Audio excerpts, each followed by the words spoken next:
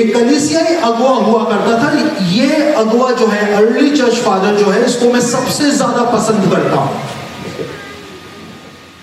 इसका नाम था इरेनियस।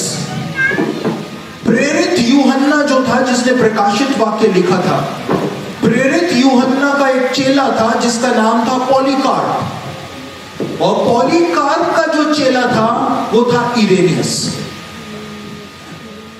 और इसीलिए जो थियोलॉजियंस हैं और बाइबल स्कॉलर्स हैं वो इस बात को कहते हैं कि जितनी भी बातें प्रकाशित वाक्य के संबंध में यूहन्ना ने अपने चेले पॉलीकार्प को बताई होंगी, वो सारी की सारी बातें पॉलीकार्प ने इरेनियस को बताई होंगी। बाइबल स्कॉलर्स इस बात को कहते हैं। जैसे ही यूहन्ना मरा, वैसे ही प्रेरित यूहन्ना जब मरा, अलग सारे प्रेरित मरते जा रहे थे, पौलुस को मार डाला गया था, सब शहीद होते चले जा रहे थे, लेकिन यूहन्ना जिंदा था। और यूहन्ना जब तक जिंदा था, कलीसिया को आशा थी कि यीशु मसीह आने वाला है, यीशु मसीह आने वाला है। लेकिन जब यूहन्ना मर गया 96 AD में, तो कलीसिया की आशा टूट गई कि यीशु मसीह भी चला गया, सारे प्रेरित मर गए, लेकिन यीशु मसीह तो आया ही नहीं। तो यीशु मसीह आएगा भी या नहीं आएगा? कहीं हम भ्रम में अपना जीवन तो नहीं बिता रहे हैं? और कलीसिया जो है वो मायूसी के अंदर जब जाती चली जा रही थी, तब परमेश्वर के पवित्र आत्मा ने एक अगुवा भेजा जिसको इरेनियस के नाम से हम जानते हैं। और इरेनियस आया और आकर के कलीसिया के मंच पर खड़ा हुआ, और पहली बार कलीसिया के अंदर इरेनियस ने इस बात का ऐलान किया कि यीशु मसीह अभी नहीं आएगा, लेकिन मानव इतिहास के 6000 साल बीतने के बाद यीशु मसीह इस संसार में आएगा। मानव इतिहास के 4000 साल बीतने के बाद यीशु मसीह का पहला आगमन हुआ, उसका जन्म हुआ, और यीशु मसीह से लेकर हमारे तक 2000 साल बीत चुके हैं। यानी कुल, अगर हमारा कैलेंडर सही है, वैसे तो हमारा कैलेंडर सही नहीं है, लेकिन हमारे कैलेंडर से देखें तो 6000 साल पूरे हो चुके हैं। लेकिन क्योंकि हमारा कैलेंडर, ग्रेगोरियन कैलेंडर सही नहीं है, कई बार उसमें चेंजेस किए गए हैं, इसलिए अभी 6000 सालों का समय पूरा नहीं हुआ है। इरेनियस ने ही कलीसिया को कहा, डरो मत, यीशु मसीह आएगा, लेकिन कब आएगा? 6000 साल के बाद आएगा, यानी अभी उसके आने में समय है, इरेनियस ने कहा। और इरेनियस ने एक किताब लिखी थी अपने जमाने में जिसका नाम था अगेंस्ट हेरेसीज, और उस किताब के अंदर उसने अंत के दिन कब शुरू होंगे, कहां से शुरू होंगे, वो उसने बताया था। इरेनियस ने लिखा था, दानियल भविष्यवक्ता कहता है, इस पुस्तक की बातों को बंद रख और इसे तब तक मोहर बंद रख जब तक कि बहुत से लोग ना सीख लें और ज्ञान पूरा ना हो जाए, क्योंकि उस समय जब यहूदियों का बिखराव पूरा हो जाएगा तब ये सब बातें जान लेंगे। इरेनियस ने क्या कहा? अंत के दिन कहां से शुरू होंगे, मसीह के आने का समय कहां से हो जाएगा? उसने कहा जब यहूदियों का बिखराव पूरा हो जाएगा, यानी यहूदी जो दुनिया के अलग अलग देशों में बिखरे पड़े हैं, जब परमेश्वर उनको जमा करके वापस पवित्र भूमि में ले आएगा, इज़राइल में ले आएगा, वो एक मार्कर होगा, वहां से यीशु के वापस आने का समय शुरू हो जाएगा। और 1948 में यहूदियों का बिखराव जो था उसको परमेश्वर ने पूरी तरह से हटा दिया और यहूदियों को वापस ले जाकर के इज़राइल देश के अंदर परमेश्वर ने बसा दिया। इरेनियस ने बताया था कि वो समय होगा, वहां से अंत के दिनों का आखिरी फेज शुरू हो जाएगा। हम उस फेज के अंदर आज अपना जीवन व्यतीत कर रहे हैं। साथ ही साथ इरेनियस ने इस बात को अंत के दिनों के बारे में बताया था कि दूसरा थिस्सलुनीकियों में धर्म का त्याग जो है उसका मतलब है मसीही विश्वास का लोग त्याग कर देंगे और यरूशलेम में एक वास्तविक मंदिर को वापस से बनाया जाएगा और ये मंदिर जो वापस से बनाया जाएगा वो यरूशलेम के अंदर बनाया जाएगा। आज हम मसीही लोग कहते हैं कि परमेश्वर का नया मंदिर नहीं बनाया जाएगा, क्योंकि अब हम खुद ही मंदिर हैं। हेलो, हम तो खुद पवित्र आत्मा के मंदिर हो गए, तो मंदिर की क्या जरूरत है। लेकिन ये वो लोग हैं जिन्होंने मसीही धर्म विज्ञान को, थियोलॉजी को बनाया है। इरेनियस जो कि यूहन्ना का चेला था, यूहन्ना ने प्रकाशित वाक्य में लिखा 11वें अध्याय के अंदर कि परमेश्वर का मंदिर वापस बनाया जाएगा अंत के दिनों में। और हम कहते हैं कि परमेश्वर का मंदिर बनेगा ही नहीं। क्यों? क्योंकि हम ज्यादा होशियार हैं।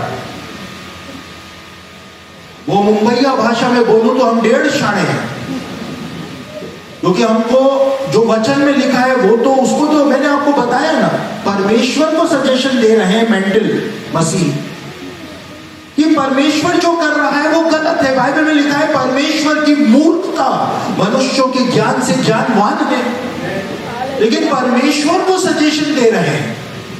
मैंने कल एक बात बोली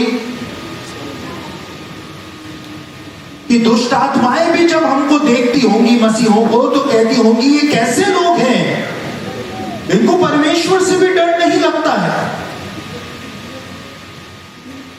तो कई सारे मसीही कहते हैं, कई सारे, आप YouTube पे जाएंगे तो वहां पे मेरे खिलाफ बहुत सारे वीडियो बना रखे हैं कि मैं बोलता हूं कि नया मंदिर बनेगा यरूशलेम में, लेकिन वो कहते हैं नहीं, हम खुद ही पवित्र आत्मा के मंदिर हैं, कोई मंदिर की जरूरत भी नहीं है और बनेगा भी नहीं। लेकिन यहां पर यूहन्ना का चेला पॉलीकार्प और पॉलीकार्प का चेला इरेनियस, अर्ली चर्च फादर, यहां पर लिखता है कि एक मंदिर, नया मंदिर वापस से अंत के दिनों में बनाया जाएगा।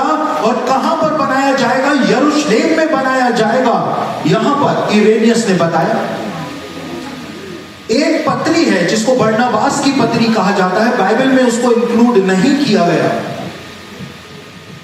लेकिन बरनबास की पत्री के अंदर क्या लिखा हुआ है, क्योंकि जब आप थियोलॉजी पढ़ते हैं तो आपको सब चीजों का अध्ययन करना पड़ता है। तो बरनबास की जो पत्री है उसके 16वें अध्याय के 5 से लेकर 7 में लिखा हुआ है कि यहूदी लोग वापस अपने देश लौटेंगे। ये भविष्यवाणी जो कि 1948 में पूरी हुई, और मंदिर का पुनर्निर्माण करेंगे, मंदिर को वापस से बनाया जाएगा। यह प्रकट किया गया था कि यरूशलेम शहर, मंदिर और इजराइल के लोगों को छोड़ दिया जाना था। परमेश्वर ने इजराइल को, यरूशलेम को, यहूदियों को छोड़ दिया था, लेकिन परमेश्वर ने कहा कि मैं तुमको वापस लेकर के आऊंगा, सबकी आंखों के सामने तुमको वापस इजराइल में ला करके बसाऊंगा। और जब यहूदी वापस आएंगे, बरनबास ने लिखा, तो वो वापस आकर के परमेश्वर के मंदिर को उसी मोरिया पर्वत के ऊपर बनाएंगे। यहूदी लोग एक प्रार्थना 2000 सालों से करते हुए आए हैं, और उस प्रार्थना के बोल इस प्रकार से हैं कि काश तेरी ऐसी मर्जी हो जाए कि मंदिर का हमारे ही जीवन काल में फिर से निर्माण हो जाए। काश तेरी ऐसी मर्जी हो जाए। लेकिन 2000 सालों में कभी भी वो समय नहीं आया। पहली बार हमारे समय में वो समय आ गया है। कैसे आ गया है?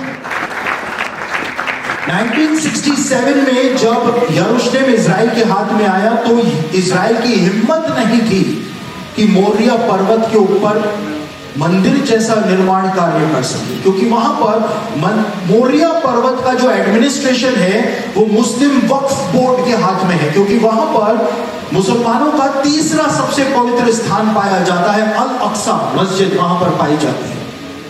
तो यहूदियों की हिम्मत नहीं है कि वहां पर जाकर के मंदिर बना ले, और यहूदियों के अंदर इच्छा भी नहीं थी कि मंदिर बनाए, क्योंकि यहूदी कहते थे वो परमेश्वर कहां था? जब हिटलर हम पे अत्याचार कर रहा था तो परमेश्वर तो सामने आया ही नहीं, तो हम पूरी दुनिया से दुश्मनी लेकर के उसका मंदिर क्यों बनाए? यहूदी फेवर में ही नहीं। लेकिन अभी कुछ हो गया है। अभी जो नई सरकार बनी है इजराइल में, उस सरकार के अंदर 80%, 90% जो मिनिस्टर हैं इजराइल के अंदर, वो सारे के सारे अल्ट्रा ऑर्थोडॉक्स यहूदी हैं, कट्टर यहूदी हैं। वो काला कपड़ा पहनते हैं, जो काला हैट लगाते हैं, वो वाले यहूदी हैं। और पहली बार इजरायली इतिहास में पहली बार यहूदियों के जो मिनिस्टर्स हैं, कैबिनेट मिनिस्टर्स जो हैं, वो डेड सीरियस हो गए हैं कि उनको मोरिया पर्वत पर परमेश्वर का मंदिर बनाना ही बनाना है। आप देख सकते हैं, ये इजराइल का ही न्यूज़पेपर है हारेट्स, इसकी 29 अगस्त 2024 की ये रिपोर्ट है। साथ ही ये 6 अक्टूबर 2024 की, जब तुरहियों का पर्व रोश हशाना, फीस्ट ऑफ ट्रम्पेट्स इजराइल में इसी साल मनाया जा रहा था, अक्टूबर के महीने में। बाइबल के जमाने के बाद पहली बार जो ट्रम्पेट ब्लास्ट है वो इजराइल के अंदर किया गया, पहली बार। और इजरायली पुलिस जो है वो कभी भी अलाउ नहीं करती है कि मोरिया पर्वत पर नरसिंगे बजाए जाए, क्योंकि सांप्रदायिक दंगे भड़क जाएंगे। यहूदी लोग जब मोरिया पर्वत के ऊपर गए तुरहियों के पर्व के दिन 6 अक्टूबर 2024 को, तो वो छोटे छोटे नरसिंगे छुपा करके ले गए और उसके बाद उन्होंने नरसिंगे बजाने शुरू करे। बाइबल में लिखा है 100 ट्रम्पेट ब्लास्ट करना, 100 बार सांस बांध करके नरसिंगों को फूंकना।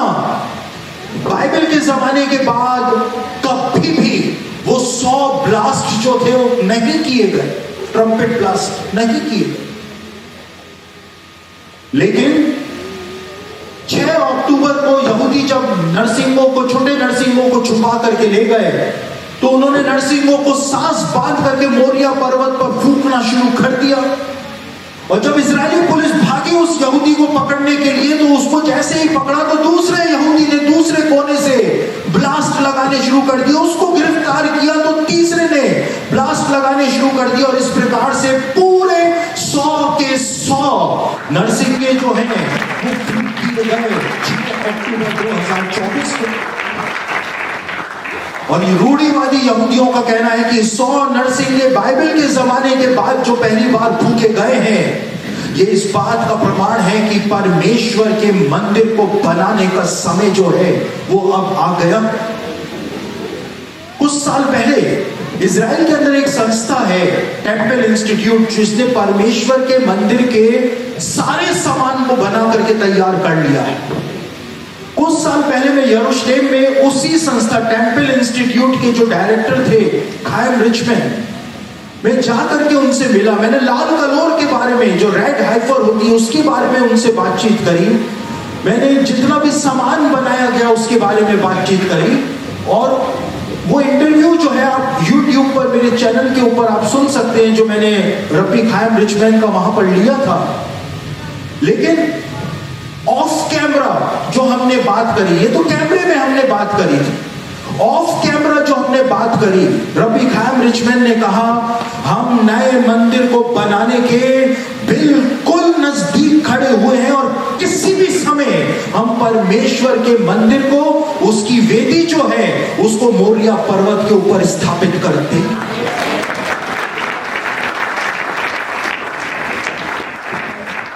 भारत के अंदर यरूशलेम में मंदिर की किस प्रकार से तैयारियां हो रही हैं, भारत के अंदर मुझसे ज्यादा मैं सोचता हूं किसी को भी यह बात पता नहीं होगी, क्योंकि मैंने एक चीज जाकर के वहां पर देखी हुई है, एक चीज।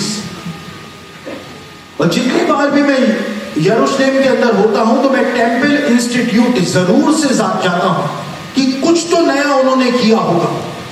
अगर इस महीने हो तो अगले महीने जाता हूं कि कुछ तो नया उन्होंने किया होगा। और हमेशा जब भी जाता हूं तो कुछ ना कुछ नया वो परमेश्वर के मंदिर के निर्माण के लिए पहले से ही करके बैठे हुए होते हैं। इरेनियस ने इस बात को कहा था कि अंत के दिनों में नया मंदिर जो है वो बनाया जाए, और उसकी तैयारियां जो है वो पूरी की जा चुकी हैं। नए मंदिर के निर्माण के बिल्कुल कगार पर हम पहुंच चुके हैं। कैसे मैं बोल रहा हूं? क्योंकि यहेजकेल 38 और 39 को पढ़ें तो वहां पर एक युद्ध के बारे में बताया हुआ है। और यहेजकेल 39 के बाद जब आप 40th चैप्टर के अंदर आएंगे, 40वें अध्याय में आएंगे, तो 40 से लेकर 48वें अध्याय तक परमेश्वर के नए मंदिर के बारे में बताया हुआ है। यानी कि वो युद्ध होगा, वो युद्ध खत्म होगा और उसके खत्म होने के बाद परमेश्वर का नया मंदिर यरूशलेम में बना दिया जाएगा।